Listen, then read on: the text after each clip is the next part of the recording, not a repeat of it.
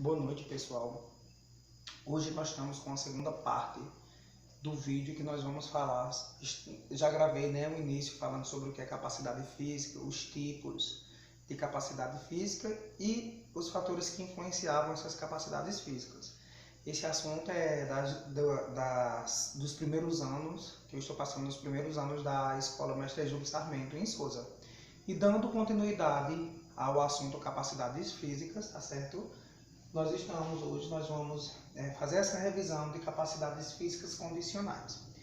Só para lembrar, as capacidades físicas condicionais são aquelas capacidades onde há um maior esforço físico, onde há um maior gasto de energia. Então, se caracteriza por isso, por ter um maior gasto de energia para realizar esse tipo de capacidade física. Por exemplo, quando eu estou realizando a capacidade física, força, velocidade, eu estou utilizando, gastando mais a energia que eu possuo no meu corpo, tá certo?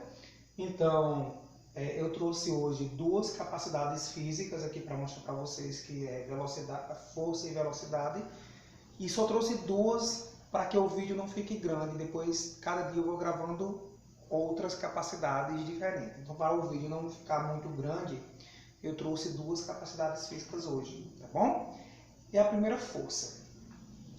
Quando estava dando o assunto, falei para ele já a dificuldade na questão de conceituar essa força, porque ele já conhecia de física que força era massa vezes aceleração. E na educação física, o conceito é um pouco diferente. Existe uma relação, sim, mas é diferente.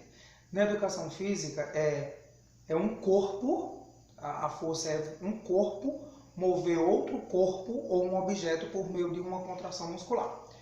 Como exemplo, vamos lá, deixa eu explicar a vocês. Sabemos que corpo é tudo aquilo que ocupa um lugar no espaço, não é verdade? Então eu sou um corpo e essa bolsa é um corpo. Então eu vou mover esse corpo por meio de uma contração muscular. Meus músculos estão se contraindo e relaxando para que esse corpo ou esse objeto mova-se. Ok? Então força é isso, é você realizar o corpo, por meio de uma contração, mover outro corpo ou um objeto, assim como vocês queiram chamar. E existe três tipos de força, que é força dinâmica, estática e explosiva.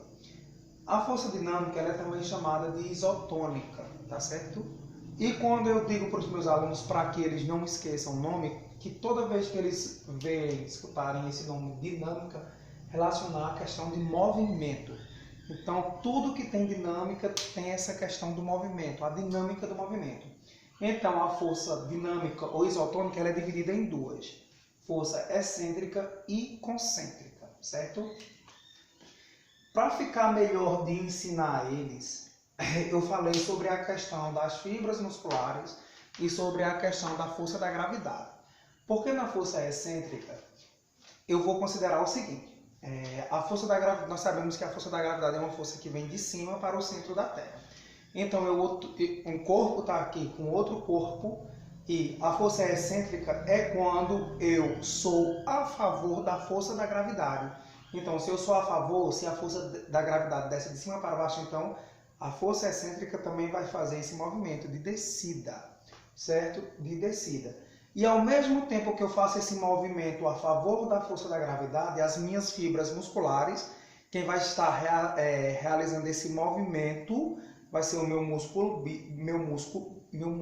bíceps, então ele também vai alongar essas fibras musculares. Perceba que aumenta-se o tamanho das fibras musculares. Como ele já conhecia a unidade contrátil do músculo, que se chama sarcômero, isso eu já tinha passado para eles, eu expliquei a questão da actina e miosina, o que era que acontecia. Nessa força excêntrica, há um distanciamento da actina e da miosina. A miosina, que são aqueles filamentos mais grossos, que está no centro do sarcômero, e a actina mais distante. Então, na força excêntrica, essas pontes vão se distanciar. Por isso, há um aumento do tamanho das minhas fibras musculares, no caso aqui do meu bíceps. Ao contrário, além da força isotônica e dinâmica, existe a força concêntrica, que é uma força que vai ser contra a força da gravidade. Ou seja, a força da gravidade que vem de cima para baixo, eu vou me opor a ela. Então eu vou subir, eu vou elevar esse objeto ou corpo, tá certo? E em relação às minhas fibras musculares, perceba que nesse momento o meu bíceps, que aqui estão as minhas fibras musculares do bíceps, ele, ao invés de alongar, eles vão diminuir, vão se encurtar, ok? Então, levando em consideração o sarcômero, nesse momento as pontes de actina e miosina elas vão se aproximar. Na excêntrica elas se distanciavam e na concêntrica elas se aproximam, ok? Existe também a força estática, que também é chamada de isométrica, é uma força que a gente realiza parado. Quando eu faço um agachamento, que eu paro lá, que as minhas fibras, minhas pontes de actina e miosina ficam paradas sem mover-se, aí está um tipo de força estática. E força explosiva é uma força que a gente realiza com intensidade muito grande e em um pequeno espaço de tempo, ok? E ela pode ser chamada também de potência. Acredito que vocês tenham aprendido essa questão da força, ok? E agora passando para outra capacidade física, que é velocidade. Velocidade é bem simples de entender. Velocidade você tem a distância, percorrer a distância entre dois pontos no menor tempo possível. Ou seja, eu levo em consideração um ponto A e B e tento percorrer esse ponto, do ponto A a B, num tempo bem rápido. Então, velocidade é isso, percorrer de um ponto a outro num tempo mais rápido possível. Existem 3 tipos de velocidade, que é velocidade de reação, velocidade de deslocamento e velocidade dos membros superiores e inferiores. A velocidade de reação é a velocidade que a gente tem de reagir a um estímulo, certo? Por exemplo, quando os nadadores estão preparados na borda da piscina para sair, que escuta o tiro lá de largada, que eles lançam-se na piscina, aquilo é a velocidade, eles estão utilizando a velocidade de reação. Então, é você reagir com rapidez a um estímulo, seja ele visual, e nesse caso da piscina foi um estímulo auditivo, ok?